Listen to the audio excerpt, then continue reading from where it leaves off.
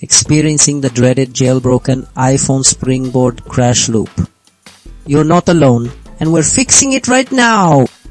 This persistent Respring glitch can make your device unusable, but these 4 methods will get your iPhone back to normal. First, open your package manager like Cydia or Cilio, head to Installed and meticulously remove any tweaks you've added recently.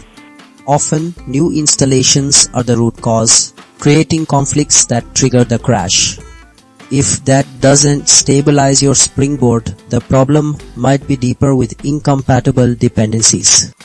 Method 2 involves refreshing your sources and carefully checking for and removing any conflicting packages or orphaned files that could be causing system instability. After a quick respring, your device might already be fixed. But what if the SpringBoard preferences themselves are corrupted? Our third method requires accessing your file system, typically with filza, to locate and delete the specific COM, Apple, SpringBoard list file. This forces iOS to rebuild fresh, clean preferences on reboot, often resolving stubborn loops. Finally, if the issue persists, the core system packages might be damaged. Method 4 is to reinstall critical components like Cydia Substrate or Substitute directly from your package manager. This refreshes essential files without needing a full restore.